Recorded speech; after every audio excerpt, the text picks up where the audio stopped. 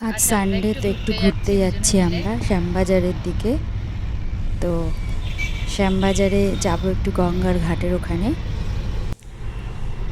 এই যে রাস্তা তো একদমই ফাঁকা, কোনো সেরকম যে গাড়ি সেরকম নেই, খুবই ফাঁকা রাস্তাঘাট।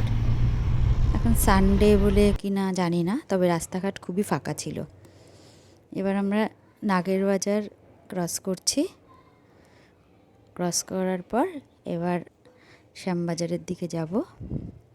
দেখো রাস্তায় একটা পাপি দেখলাম, কি সুন্দর ছোট্ট টোটোতে বসে রয়েছে। এগুলো বেশ ছোট্ট হয়, ভালো লাগে। এবার আমরা কাছাকাছি চলে এসেছি, এই যে পাঁচমাথার মোড় থেকে এবার ঢুকে গেলাম। এ দেখো শিব পার্বতী যাচ্ছে, আজকে ভাষণ, কত শিব পার্বতী রাখা রয়েছে গঙ্গার ঘাটের কাছে। সুন্দর একটা সাজানো দেখো স্টিমার।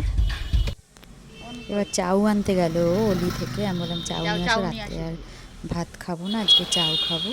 তো চাউ আর চিলি চিকেন নিয়ে আসলো। নিয়ে এসে এবার ফুচকা খাবো, ভাবছি একটু ফুচকা খেয়ে নিই। ঝাল কম, তুমি ঝাল খাবে? ফুচকা খাওয়া হয়ে গেল পরে এবার গেলাম দিল্লি রোডের কাছে, গিয়ে একটু গ্রিন টি খেলাম।